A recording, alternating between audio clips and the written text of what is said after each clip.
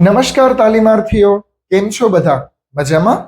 અધ્યાપન મંદિર અંતર્ગત હું પ્રોફેસર ઋષિરાજસિંહ ચુડાસમા આપ સૌનું હાર્દિક સ્વાગત કરું છું. તંપ ત્યાં જંપ. તાલીમાર્થીઓ, આપણા ગુજરાતીમાં કેટલું સુંદર મજાનું કહેવામાં આવ્યું છે, જ્યાં સંપ છે ત્યાં જંપ છે. જંપ ઇન ધ સેન્સ કે એક પ્રકારની શાંતિ, ફિઝિકલી, મેન્ટલી, સર્વ રીતે મનુષ્ય શાંતિ ઈચ્છે છે. તો ખાસ કરી અને જ્યાં સંપ હશે, જ્યાં એકતા હશે, ત્યાં જ શાંતિ જોવા મળશે. તાલીમાર્થીઓ, આજ પ્રમાણે આપણે આજે શરૂ કરીએ પીઈ 8. જુઓ મિત્રો, પીઈ 8. પીઈ 8 ની અંદર નામ જોઈએ તો સમાજમાં શિક્ષક અને અધ્યેતા, સમાજમાં અધ્યાપક અને અધ્યેતા. એટલે કે એઝ અ ટીચર તરીકે આપણો સમાજ, આપણા વિદ્યાર્થીઓ માટે આપણો સમાજ કેટલો જરૂરી છે તે માટેનું આખી 4 ચેપ્ટર અંતર્ગત આપણને સૌને તાલીમ આપવામાં આવી છે. સૌ પ્રથમ આપણે વાત કરીએ તો પહેલું ચેપ્ટર, પહેલા ચેપ્ટરનું નામ છે રાષ્ટ્ર અને અધ્યેતા. યુનિટ 1 ની અંદર રાષ્ટ્ર અને અધ્યેતા. રાષ્ટ્ર એટલે આપણો દેશ અને અધ્યેતા એટલે ભવિષ્યના વિદ્યાર્થીઓ. તો દેશ અને દેશના વિદ્યાર્થીઓ વિશે આ ચેપ્ટરની અંદર વાત કરવામાં આવી છે. 1.1 આપણે આની પહેલા ભણી ચૂક્યા છીએ. આજે વાત કરીએ 1.2 ની. યુનિટ 1 ની અંદર 1.2 જેનું નામ છે બંધારણીય મૂલ્યો, હકો અને ફરજો. તાલીમાર્થીઓ, ખાસ કરી અને રાષ્ટ્ર, સમાજ અને તેના માટે વ્યક્તિ મહત્વનો છે. વ્યક્તિ એટલે આજનો આપણો વિદ્યાર્થી, જે આવતીકાલનો ભારત દેશનો નાગરિક બનશે. એટલા માટે ખાસ કરી અને બંધારણીય હકો, ફરજો તેની જાણ આપણા વિદ્યાર્થીઓને હોવી જોઈએ. આપણા વિદ્યાર્થીઓને હશે તો જ ખાસ કરી અને તેને અનુકૂળ થઈ અને પોતાનું જીવન છે વ્યાપન કરી શકશે. હવે એક સ્વાભાવિક વાત છે કે એઝ અ ટીચર તરીકે તમને લોકોને જ્યારે ખ્યાલ હોય આપણા બંધારણ વિશેનો, બંધારણીય હકોનો, તો જ તમે તમારા વિદ્યાર્થીઓને જણાવી શકો. એટલા માટે જ 1.2 ની અંદર બંધારણીય મૂલ્યો, હકો અને ફરજો. સૌ પ્રથમ તો બંધારણીય મૂલ્યો. આપણને સૌને ખ્યાલ હોવો જોઈએ કે બંધારણ એટલે શું. ડોક્ટર બાબા સાહેબ આંબેડકરના એક નેતૃત્વ હેઠળ બંધારણની રચના કરવામાં આવી, આપણને સૌને ખ્યાલ છે. અને બંધારણ જે છે એ આપણા ભારતનો લેખિત દસ્તાવેજ છે. આપણને સ્વાભાવિક રીતે એવો પ્રશ્ન થાય કે ભાઈ બંધારણની શું જરૂર? આમુખ બંધારણની અંદર મુખ્ય છે, તો તેની શું જરૂર? તો એનો એક સિમ્પલ અને સરળ ઉદાહરણ તરીકે તમને સમજાવું. મારું કે તમારું કોઈ પણનું ઘર હોય તે ચલાવવા માટે કંઈક રૂલ એન્ડ રેગ્યુલેશન હોવા જોઈએ. આપણે કોઈ પણ કોમ્પિટિશન કરીએ, સ્પર્ધાઓ કરીએ કે કોઈ સંસ્થા ચલાવીએ તો તેના માટે કંઈક નીતિ નિયમો, ધારાધોરણો જરૂરી છે. એ પ્રમાણે જ આપણો જે આખો ભારત દેશ છે, ભારત દેશને ચલાવવા માટે દેશ અંતર્ગત અલગ અલગ નિયમો, અલગ અલગ રૂલ્સ એન્ડ રેગ્યુલેશન જે ઘડવામાં આવ્યા છે તેને બંધારણના નામે ઓળખવામાં આવે છે. તો આ રીતે બંધારણ જે છે એ દેશનો લિખિત દસ્તાવેજ છે કે જેના દ્વારા સમાજ, સમાજના વ્યક્તિઓ અને ખાસ કરી અને જે સમાજ માન્ય વર્તન કરી અને જીવનારો વર્ગ છે તે બંધારણને ફોલો કરતો હોવો જોઈએ. એટલે બંધારણીય મૂલ્ય. હવે જુઓ મિત્રો, ભારતનું બંધારણ આપણને સૌને ખ્યાલ છે કે બંધારણની અંદર આમુખ મુખ્ય છે. કોઈ પણ બુક હોય તો બુકની અંદર કેમ આપણે હેડિંગ હોય, ઇન્ડેક્સ હોય, એ આપણે રીડ કરીએ તો આખા બુકની આપણને ખ્યાલ આવી જાય. તે જ રીતે ભારતનું જે બંધારણ છે, આખું બંધારણ વાંચવાની જરૂર નથી, પરંતુ આમુખ વાંચીએ તો આપણને ખ્યાલ આવી જાય કે એનું હાર્દરૂપ તત્વ કયું છે. કે મોરલ ઓફ ધ સ્ટોરી હોય, મોરલ વાંચીએ તો આપણને ખ્યાલ આવી જાય કે સ્ટોરીમાં શું કહેવામાં આવ્યું છે. એ જ રીતે આપણને બંધારણીય હકો, બંધારણીય મૂલ્યો અને તેની ફરજો તેમાં સૌ પ્રથમ પેજમાં જુઓ, તમને ભારતનું આમુખ આપેલું છે. એક પ્રકારનું બંધારણની અંદર જે કોઈ નીતિ નિયમો છે એ પ્રમાણે બનેલી વાક્ય રચના, જેને આમુખ કહેવામાં આવે છે. તો આમુખ જે છે એ બંધારણનું હૃદય છે. આપણને સૌને ખ્યાલ છે કે મનુષ્ય શરીરની અંદર હૃદયનું કેટલું મહત્વ છે. હૃદય જો ધબકતું બંધ થઈ જાય તો આપણું શરીર ચાલે ન ચાલે. એ જ રીતે જો આમુખ ના હોય, આમુખ પ્રમાણે સામાજિક લોકો કાર્ય ન કરતા હોય તો દેશ ચાલે નહીં. એટલે બંધારણ માટે મહત્વનો એકમ અને હૃદય સમૂહ એક કન્ટેન્ટ જે છે એ આપણું આમુખ છે. આમુખની અંદર ભારતના લોકો માટે સાર્વભૌમત્વ એવો શબ્દ વાપરવામાં આવ્યો છે. તાલીમાર્થીઓ, આપણને સૌને ખ્યાલ છે સાર્વભૌમત્વ એટલે કે શું? આપણો દેશ જે છે એ મારો, તમારો કે કોઈ ત્રીજી વ્યક્તિનો નથી, પરંતુ આપણો બધાનો છે. એટલા માટે જ ભારતીય, ઇન્ડિયન શબ્દ મહત્વનો છે. એ આમુખનું હૃદય છે. ત્યારબાદ આપણે જોઈએ તો મુખ્ય પોઈન્ટ પહેલો, બંધારણીય મૂલ્યો, હકો અને ફરજો. મિત્રો, બંધારણીય મૂલ્યો ખાસ કરી અને આપણે આ સેશનની અંદર સૌ પ્રથમ મારે તમને બંધારણીય મૂલ્ય સમજાવવા છે. સૌ પ્રથમ આપણે શબ્દ સમજીએ. જુઓ, બંધારણીય એટલે બંધારણના, બંધારણની અંદર જે ઇન્ક્લુડ છે એને કહેવાય. અને મૂલ્યો, મૂલ્યો ઇન ધ સેન્સ કે રૂપિયા પૈસા નહીં, પરંતુ કિંમત, જેને વેલ્યુ કહેવામાં આવે છે. તો બંધારણીય મૂલ્ય એટલે કે ભારતના સામાજિક પ્રાણીઓ એટલે કે આપણે સૌ, તે સૌ માટે જે મૂલ્ય સમાન વેલ્યુની બેઝ લેવલની જે કોઈ વાતો છે એને કહેવામાં આવે બંધારણીય મૂલ્ય.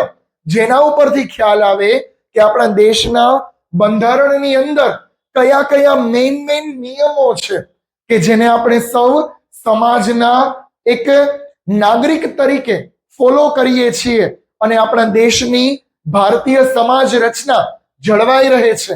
એ કેને કારણે? તો કે બંધારણીય મૂલ્યને કારણે. ડન.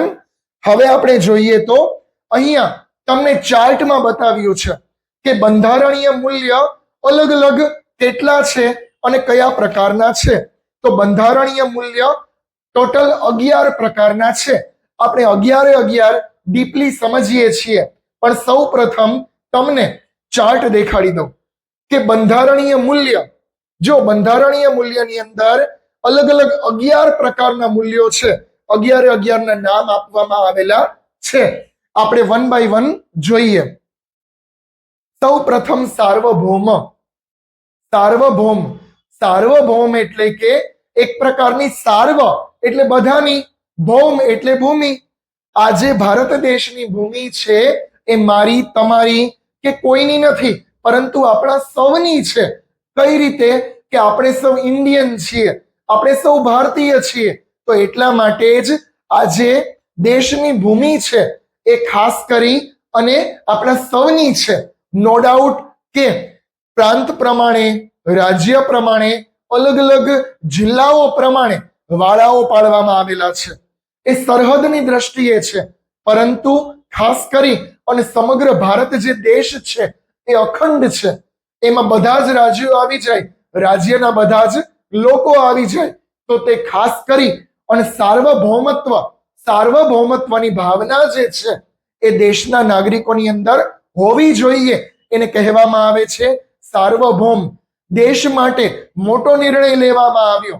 તાલીમાર્થીઓ, સૌ પ્રથમ જ્યારે ભારત દેશ ગુલામ હતો, ત્યારબાદ જે આઝાદી મળી, ત્યારબાદ બંધારણની રચનામાં સૌ પ્રથમ મોટો નિર્ણય લેવામાં આવ્યો કે આ ભૂમિ જે છે એ અલગ અલગ ટુકડાઓમાં વિભાજિત નથી, પરંતુ અખંડ ભારત છે. એટલા માટે જ અખંડિતતા એમ કહેવામાં આવે છે. તો તે ખાસ કરી અને ભૂમિની દ્રષ્ટિએ છે, જમીનની દ્રષ્ટિએ છે કે આ જમીન જે છે દેશની, ભૂમિ જે છે એમાં સાર્વભૌમત્વની ભાવના નાગરિકોની અંદર હોવી જોઈએ. કે દેશના જે કોઈ નાગરિકો છે એના દિલો દિમાગમાં એક વાત મુખ્ય રીતે હોવી જોઈએ, અમે ભારતના લોકો, ભારતીયો છીએ. તમને ડબલ ઇન્વર્ટેડ કોમામાં આપેલું છે, અમે ભારતના લોકો ઇઝ ઇક્વલ ટુ ભારતીય છીએ, ઇન્વર્ટેડ કોમા ઓવર. એટલા માટે જ કે સાર્વભૌમત્વ, આ જે ભૂમિ છે એ બધા માટેની છે, એટલે અખંડ ભારત એમ કહેવામાં આવે છે. તો બંધારણીય મૂલ્યની અંદર સૌ પ્રથમ મૂલ્ય, પહેલું મૂલ્ય છે સાર્વભૌમત્વ, કે આ જે ભૂમિ છે એ બધા જ નાગરિકો માટેની સમાન ભૂમિ છે, કોઈ મારી કે તમારી નથી. બીજું મૂલ્ય આપણે જોઈએ તો સમાજવાદી સમાજ રચના. તાલીમાર્થીઓ શબ્દ સમજજો. બીજા મૂલ્યની અંદર નામ છે સમાજવાદી સમાજ રચના. સમાજવાદી સમાજ રચના ઇન ધ સેન્સ કે એક સોસાયટીના જે કોઈ રૂલ્સ એન્ડ રેગ્યુલેશન છે એને ફોલો કરવા કમ્પલસરી છે, એને સમાજવાદી સમાજ રચના કહેવામાં આવે છે. કે દેશ અને દેશના નાગરિકો માટે જે અલગ અલગ નિયમો છે એ નિયમો બધા માટે સમાન છે. કોઈ એક જિલ્લા, કોઈ એક ગ્રામ્ય વિસ્તાર કે કોઈ રાજ્ય માટે નિયમો ફરતા નથી, અલગ અલગ નથી, પરંતુ બધા માટે એક સમાન નિયમો છે, એને કહેવામાં આવે છે સમાજવાદી સમાજ રચના. ભારત દેશની જે સમાજ રચના છે એ ખાસ કરી અને મિશ્ર અર્થતંત્ર વાળી છે. આપણને સૌને ખ્યાલ છે કે મિશ્ર અર્થતંત્ર એટલે શું, કે દેશના અલગ અલગ જે લોકો છે એ બધા સહ અસ્તિત્વ સાથે રહે. સહ અસ્તિત્વ એટલે બધા ભેગા નિવાસ કરે એક સ્થાન ઉપર અને હળીમળીને રહે, એને કહેવામાં આવે છે સમાજવાદી સમાજ રચના. ખાસ કરી અને 42માં બંધારણીય સુધારાની અંદર 1976માં આ સુધારો અને આ નિયમ છે ઉમેરવામાં આવ્યો. આ મિત્રો એક એક વાક્યમાં પૂછાય એવો પ્રશ્ન કે 42માં બંધારણીય સુધારામાં 1976 ની અંદર કયો શબ્દ ઉમેરવામાં આવ્યો, તો કે સમાજવાદી સમાજ રચના. જેમાં ખાસ કરી અને મુખ્ય વસ્તુ સાર્વજનિક માલિકીની છે. સાર્વજનિક એટલે બધા માટેની, એક પ્રકારે કે દેશમાં જે કોઈ ભારતીયો છે એ બધા માટેની વસ્તુઓ છે, તેને કહેવામાં આવે સાર્વજનિક. અને એ જ સમાજવાદી સમાજ રચના છે. જેમ કે હું તમને ઉદાહરણ દઈને સમજાવું. અલગ અલગ જે જાહેર સ્થળો છે દેશમાં, જિલ્લાઓમાં અને રાજ્યોમાં, તે જાહેર સ્થળો કોઈ મારા કે તમારા નથી, પરંતુ બધા જ નાગરિકોના છે, એને કહેવામાં આવે સમાજવાદી સમાજ રચના, જે બધા માટે ઉપયોગી છે. જેમ કે જાહેર હોસ્પિટલો, રેલવે સ્ટેશનો, મંદિરો, આ બધા મુખ્ય રીતે બધા લોકોના છે, એટલા માટે તેને કહેવાય સમાજવાદી સમાજ રચનાના નિયમો. જેમાં ખાસ કરી અને આ શબ્દનો પ્રયોગ 1955 બાદ કોંગ્રેસ જે પાર્ટી ત્યારે ચાલતી હતી ભારતમાં, તે શબ્દ તેમણે લોકો માટે પ્રદર્શિત કર્યો કે આ બધાનું છે, બધા ભારતીયોનું છે. એ શબ્દનો પ્રયોગ આ રીતે આપણે મૂલ્ય તરીકે જોઈએ છીએ. ત્રીજું મૂલ્ય જોઈએ તો લોકતાંત્રિક. આપણને સૌને ખ્યાલ છે, શબ્દ સમજીએ. લોકતાંત્રિક. લોકતાંત્રિક એટલે લોકો માટેનું તંત્ર, એને કહેવામાં આવે લોકતાંત્રિક. અલગ અલગ જે દેશના લોકો છે એ બધા લોકોને એકજૂટ રાખવા માટે, બધાને ભેગા મળી અને પોતે જીવન જીવે એ માટે લોકતાંત્રિક નિયમો જોઈએ, તેને કહેવામાં આવે છે લોકતાંત્રિક મૂલ્ય. જેમાં મુખ્ય રીતે ભારતમાં જે કોઈ પ્રતિનિધિઓ છે, પ્રતિનિધિઓ ઇન ધ સેન્સ કે રાજનેતાઓ જે કોઈ પક્ષના, જે કોઈ પાર્ટીને ફોલો કરે છે, એ મુખ્ય કયા હિતમાં કાર્ય કરે છે, તો કે લોકોના હિતમાં કાર્ય કરે છે. એટલે કોઈ પણ જો મિત્રો નિયમ હોય એમાં એવું ટેગ લગાવી દેવામાં આવે જનહિત મેં જારી, એટલે કે લોકોના હિત માટે આ જાહેરનામું બહાર પાડવામાં આવ્યું છે, તેને કહેવામાં આવે લોકતાંત્રિક મૂલ્ય. એના પછીનું ચોથું મૂલ્ય જોઈએ તો બિન સાંપ્રદાયિકતા, ધર્મનિરપેક્ષતા. ચોથું મૂલ્ય છે બિન સાંપ્રદાયિકતા અને ધર્મનિરપેક્ષતા. એના માટે હું તમને એક કોટેશનથી યાદ રખાવું. સર્વધર્મ સમભાવ, સર્વધર્મ મમ ભાવ. ઇન ધ સેન્સ કે બધા ધર્મો સમાન છે, બધા ધર્મો મારા છે એને કહેવાય બિન સાંપ્રદાયિકતા. અને એક પ્રકારે જેને ધર્મ નિરપેક્ષતા પણ કહેવામાં આવે છે. જેમ કે ભારત દેશ એક એવો દેશ છે કે જેમાં સર્વધર્મ સમભાવની નીતિ છે. અહીંયા આપણે અલગ અલગ બધા ધર્મ પાળતી, બધા ધર્મ, જ્ઞાતિ, જાતિ, કોમ અને સંપ્રદાયના નેજા હેઠળ એમાંથી બિલોંગ કરતી પ્રજાઓ ભારતની અંદર સહ અસ્તિત્વમાં રહે છે. એટલે કે બધા સહિયારું જીવન જીવે છે, બધા ભેગા રહે છે. તો તેને કહેવામાં આવે છે ધર્મનિરપેક્ષતા. તાલીમાર્થીઓ, ઉદાહરણથી આપણે સમજીએ તો આપણા ભારત દેશની અંદર જે કોઈ જાહેર રજાઓ છે એમાં બકરી ઈદની પણ રજા આવે, દશેરાની પણ રજા આવે, રામનવમીની પણ આવે અને પતેતીની પણ આવે. એનો મતલબ એ કે ભારત દેશનો કોઈ ધર્મ નથી, પણ તે બધા ધર્મોને સમાન ગણે છે. એટલે ચોથા મૂલ્યની અંદર ધર્મનિરપેક્ષતા પોઈન્ટ છે કે બધા ધર્મો સમાન છે અને બધા ધર્મો આપણા દેશના ધર્મો છે. આપણા દેશની મોટામાં મોટી ખાસિયત અને પ્લસ પોઈન્ટ આપણે જોઈએ ને તો તે ધર્મનિરપેક્ષતા છે. આપણે બધા ધર્મોને એટલો જ ન્યાય આપીએ છીએ. એવું નહીં કે આપણે હિન્દુ છીએ તો પારસીની પતેતીની રજા ન રાખીએ, આપણે ક્રિશ્ચિયનની નાતાલની રજા ન રાખીએ, આપણે તેને નાતાલને પણ સન્માન આપીએ છીએ. એ જ છે ધર્મનિરપેક્ષતા, સર્વધર્મ સમભાવની ભાવના. ત્યારબાદનું પાંચમું મૂલ્ય જોઈએ તો પ્રજાસત્તાક અને ગણતંત્રતા. પ્રજાસત્તાક શબ્દ સમજીએ. પ્રજાસત્તાક એટલે પ્રજા માટેની સત્તા. એમાં આપણે રાજકારણથી સમજવું પડશે, પોલિટિક્સ, જેમાં ખાસ કરી અને લોકો વડે, લોકો માટે, લોકો દ્વારા, લોકોનું ચાલતું તંત્ર એટલે લોકશાહી. લોકશાહીની ડેફિનેશન આવી છે વ્યાખ્યામાં, લોકશાહી એટલે આ. તો આપણો પાંચમો પોઈન્ટ પણ એ જ છે, પ્રજાસત્તાક અને ગણતંત્રતા, જેમાં લોકો મુખ્ય છે. આપણે કોઈ સરકાર નામે કોઈ વ્યક્તિ નથી, પરંતુ શું છે, લોકો દ્વારા ચૂંટાયેલા પ્રતિનિધિત્વ જે છે એ પીએમ અને સીએમ બને છે. પ્રધાનમંત્રીના સ્થાને આપણે તેને બેસાડીએ છીએ. એટલે ખાસ કરી અને તેને લોકશાહી એવું નામ આપવામાં આવ્યું છે. મેજોરિટી, આપણે આમ પણ ભારતની અંદર જે કોઈ બહુમતીમાં ચૂંટાય એને આપણે નેતા બનાવીએ છીએ. તે જ ગણતંત્ર છે, તેને જ લોકશાહી કહેવામાં આવે છે. જેમાં ખાસ કરી અને પ્રજાસત્તાક એટલે પ્રજાની સત્તા છે. શબ્દમાં જ કીધેલું છે કે પ્રજાસત્તાક આપણું મૂલ્ય છે કે પ્રજા માટેની સત્તા છે. લોકો જે ઉમેદવાર ચૂંટે છે તે જ નેતા બને છે બહુમતીમાં. તે આપણું મૂલ્ય છે કે આ રીતે દેશ છે એ આગળ વધે છે. ખરા અર્થમાં લોકસભા, રાજ્યસભા અને વિધાનસભાની અંદર લોકો દ્વારા ચૂંટાયેલા સદસ્યો જ હોદ્દેદાર બને છે. અલગ અલગ લોકો દ્વારા જે ચૂંટાયેલા સભ્યો છે એને આપણે હોદ્દેદાર બનાવીએ છીએ અને તે રીતે દેશનું અર્થતંત્ર ચાલે છે, રાજનીતિ ચાલે છે.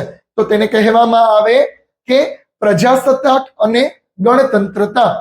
છઠ્ઠું મૂલ્ય જોઈએ તો સ્વતંત્રતા. ભારત દેશની અંદર મુખ્ય પ્લસ પોઈન્ટ જોઈએ તો સ્વતંત્રતા છે. કોઈ કોઈનો ગુલામ નથી, જેમાં અલગ અલગ સ્વતંત્રતા છે. બંધારણની અંદર હકો અને ફરજોની અંદર પણ હકમાં મુખ્ય સ્વતંત્રતાનો હક છે કે અલગ અલગ ઘણી બધી પ્રકારની સ્વતંત્રતા દેશની અંદર જોવા મળે છે.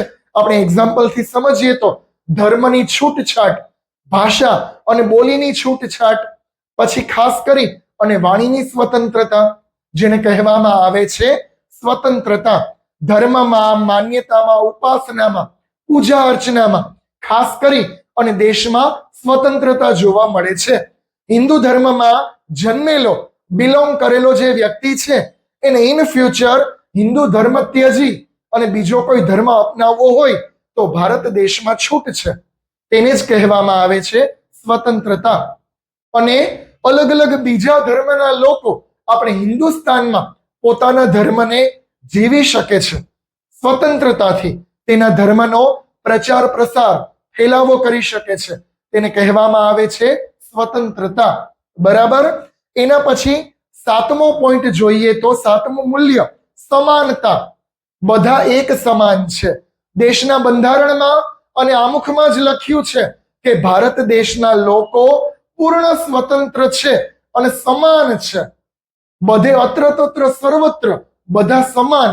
એસસી, એસટી, ઓબીસી કે અન્ય પછાત વર્ગના લોકો, ઉચ્ચ કે નિમ્ન જ્ઞાતિના લોકો બધા એક સમાન છે. તેને સમાનતાનું મૂલ્ય કહેવામાં આવે છે. દેશની અંદર કોઈ પણ ગવર્મેન્ટ જોબ હોય, કોઈ પણ એવી અલગ અલગ કોટાની સીટ હોય, એમાં બધાને સમાન હકો મળે છે. તેને સમાનતા કહેવામાં આવે છે. ન્યાય. ખાસ કરી અને આપણો 8મો પોઈન્ટ છે નિષ્પક્ષ ન્યાય, જેમાં બધાને સમાન ન્યાય આપવામાં આવે છે. કોર્ટની અલગ અલગ નિયમ છે. વડી અદાલતનો નિયમ છે કે ધર્મ, જ્ઞાતિ, જાતિ પ્રમાણે નહીં, પરંતુ ન્યાય શું છે તે મુખ્ય રીતે જોઈ અને બધાને સમાન ન્યાય આપવામાં આવે છે. એટલે જ મૂલ્યનું નામ છે નિષ્પક્ષ ન્યાય, કે બધાને સમાન એવો ન્યાય મળવો જોઈએ, બધાને સમાનતા જોવી જોઈએ. એટલે જ આપણે કોર્ટની અંદર જોઈએ તો પટ્ટી બાંધેલી ત્રાજવાવાળી મૂર્તિ છે. એ પટ્ટી એટલા માટે છે કે સમાનતા અને નિષ્પક્ષ ન્યાય બતાવે એટલા માટે, કે કોઈ પણ ગુનેગાર હોય તેનો ખાલી ન્યાય જોવામાં આવે છે, બાકી કોઈ પણ વસ્તુ નહીં. તેને કહેવામાં આવે છે નિષ્પક્ષ ન્યાય. 9મો મુદ્દો છે, 9મો મૂલ્ય બંધુતા. બધા બંધુતાથી રહે, એટલે કે ભાઈચારાની ભાવના. ભારત દેશની અંદર અલગ અલગ ધર્મના લોકો, અલગ અલગ સંપ્રદાયના લોકો જે છે એ બંધુતાની ભાવનાથી રહે, હળીમળીને રહે. એ આપણું ખાસ મૂલ્ય છે. તો એ પ્રમાણે બંધારણીય મૂલ્યની અંદર બંધુતા પણ મુખ્ય છે, કે આપણે સર્વનું કલ્યાણ થાય, બધા માટે જીવીએ છીએ, તેને બંધુતા કહેવામાં આવે છે. ત્યારબાદ આપણે જોઈએ તો વ્યક્તિની ગરિમા. 10મો પોઈન્ટ છે વ્યક્તિની ગરિમા. કોઈ પણ વ્યક્તિ જે છે એની ગરિમાને ક્યારેય હાનિ પહોંચે નહીં. એ ભારત દેશના બંધારણમાં લખેલું છે.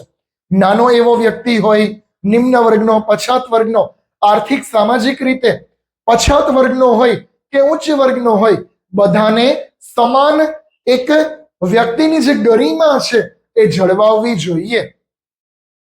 પછી સાવ નાનું એવું કામ કરતો હોય કે ઉપરી અધિકારી હોય, ક્લાસ 1 કે ક્લાસ 2, પરંતુ બધાને વ્યક્તિની ગરિમા, વ્યક્તિનું આત્મસન્માન જળવાવવું જોઈએ. એ આપણી ખાસ કરીને બંધારણની કલમ છે. અલગ અલગ રીતે જો અનુચ્છેદ આપેલો છે. કલમ 17 ની અંદર અસ્પૃશ્યતા નિવારણ. ભારત દેશની અંદર પહેલા અસ્પૃશ્ય સમાજ હતો, તો કલમ 17માં આર્ટિકલ 17 ની અંદર આપેલું છે કે અત્યારે અસ્પૃશ્યતા નિવારણ, એટલે કે છૂત અછૂતની કોઈ ભાવના નહીં, પરંતુ વ્યક્તિની ગરિમા જળવાવવી જોઈએ. કલમ 32માં શું કીધેલું છે? આર્ટિકલ 32માં વ્યક્તિગત રીતે બંધારણીય ઇલાજનો અધિકાર. વ્યક્તિગત રીતે બંધારણીય ઇલાજ આપણને અનુચ્છેદ 32 શીખવાડે છે કે સર્વ જે વ્યક્તિઓ છે એનું આત્મસન્માન જળવાવવું જોઈએ. ત્યારબાદ અનુચ્છેદ 39 શું કે છે? સ્ત્રી પુરુષ બંને આજીવિકા માટે પર્યાપ્ત પૂરતા સાધનો પૂરા પાડવા જોઈએ. 39 શું કે છે કલમ? કે સ્ત્રી અને પુરુષો માટે આજીવિકા માટેના પૂરતા સાધનો પૂરા પાડવા જોઈએ. કલમ 42 ની અંદર શું કે છે? કામની ન્યાયસંગત માન વંચિત દશાઓ. કામની સમાન કલાકો અને ન્યાય વંચિતતા, એટલે બધાને સમાન કામ કરવાની એક નિયમ જે છે એ કલમની અંદર દર્શાવવામાં આવેલો છે. ત્યારબાદ 11મો પોઈન્ટ, 11મું મૂલ્ય જોઈએ તો રાષ્ટ્રીય એકતા અને અખંડિતતા. તાલીમાર્થીઓ, આ મૂળની અંદર છે મુખ્ય, કે રાષ્ટ્રના જે દેશના લોકો છે એમાં એકતા અને અખંડિતતા જળવાવવી જોઈએ. અલગ અલગ જે કોઈ લોકો છે એ બધા મુખ્ય રીતે એક થઈને રહેવા જોઈએ. એના માટે બંધારણમાં 4 અનુચ્છેદ 51 માં મૂળભૂત ફરજો દર્શાવવામાં આવેલી છે, જેમાં એકતા અખંડિતતાની રક્ષા થાય એવું દર્શાવવામાં આવેલું છે. અલગ અલગ મેં જે તમને કલમ કીધી કે 4A અને 51A ની અંદર આપણે પેટા કલમમાં દર્શાવેલું છે કે બધા જ જે દેશના લોકો છે એ એક થઈને રહે એ કમ્પલસરી વસ્તુ છે. તો જ તાલીમાર્થીઓ સહ અસ્તિત્વ જોવા મળે કે દેશની અંદર બધા ભેગા જીવે અને ભેગા આરામથી જીવે તો જ દેશનો વિકાસ શક્ય છે. તો આ મુખ્ય જે 11 મૂલ્યો છે જેને બંધારણીય મૂલ્યો કહેવામાં આવે છે. તો આ રીતે આપણે ખાસ કરી અને મૂલ્યો જોયા કે આ પ્રમાણે દેશના જે લોકો છે એમાં બંધારણીય મૂલ્યો મુખ્ય આ પ્રકારના હોવા જોઈએ. જેમાં મૂલ્યોમાંથી મેઇન પોઈન્ટ આપણે જોઈ લઈએ. વ્યક્તિ અને સામૂહિકતાનું હિત માટેનું કાર્ય કરવું. કોઈ પણ વ્યક્તિ અને સમૂહના હિત માટે જ કાર્ય કરવામાં આવે તે ઉપરથી ફલિત થતો મુદ્દો છે. દરેક વ્યક્તિના વિકાસ માટે સમાન તક રહેવી જોઈએ. બંધારણમાં જ કીધેલું છે દેશના દરેક વ્યક્તિનો વિકાસ થવો જોઈએ અને એના વિકાસ માટે સમાન તક તે લોકોને આપવાની વાત કરે છે. સમાજના જે કોઈ અલગ અલગ વ્યક્તિઓ છે તેને સહકાર, ઉદારતા અને માનવતાની કેળવણી આપવી, માનવતાવાદ શીખવવો કે બધા જ ભારતીયો છે તેવી કેળવણી આપવાની વાત કરે છે. જીવો અને જીવવાદોની નીતિ શરૂ કરવી.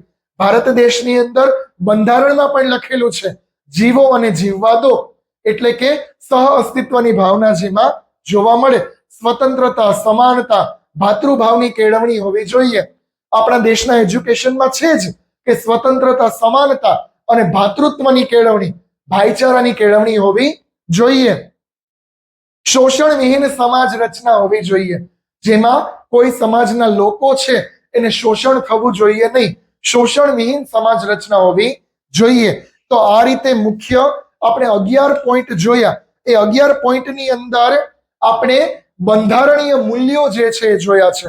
હવે તેનું આપણે મહત્વ જોઈએ કે બંધારણીય મૂલ્ય જોયા તો તેનું મહત્વ શું છે સ્ટેપ બાય સ્ટેપ આપણે જોઈએ. વ્યક્તિના વ્યક્તિગત વિકાસ માટે સમાન તક મળે તે તેનું મૂલ્ય છે. વ્યક્તિના જે કોઈ વ્યક્તિગત વિકાસ છે એમાં બધાને સમાન તક મળે એ મુખ્ય છે. ત્યારબાદ કહે છે પ્રત્યેક નાગરિકોનો ગૌરવ અને સન્માન જળવાય. પ્રત્યેક જે ભારતના નાગરિક છે તેનું સન્માન અને ગૌરવ જળવાવું જરૂરી છે. સ્વતંત્રતા, સમાનતા અને ભાતૃત્વની ભાવના હોવી જોઈએ. શોષણ વિહીન સમાજ રચના હોવી જોઈએ. વિચારશીલ, સર્જનશીલ અને નિષ્ઠાવાન નાગરિકોનું ઘડતર થવું જોઈએ. વિચારશીલ, નિષ્ઠાવાન અને કલ્પનાશીલ પ્લસમાં દેશને વફાદાર નાગરિકોનું ઘડતર હોવું જોઈએ. તો આ રીતે તાલીમાર્થીઓ આપણે બંધારણીય મૂલ્યો જોયા. સૌ પ્રથમ મૂલ્ય એટલે શું, મૂલ્યની સંકલ્પના, મૂલ્ય કેટલા પ્રકારના છે તો બંધારણીય મૂલ્ય મુખ્ય 11 છે તે જોયા, તેનું મહત્વ જોયું. તો આજના સેશનમાં આટલું રાખીએ છીએ. તમને કંઈ પણ ન સમજાય તો મને આપ કમેન્ટ કરી અને જણાવી શકો છો. આવા જ વિડીયો જોવા માટે આપ સૌ મારી ચેનલને લાઈક અને સબસ્ક્રાઇબ કરો. ત્યાં સુધી સૌનો આભાર. Thank you.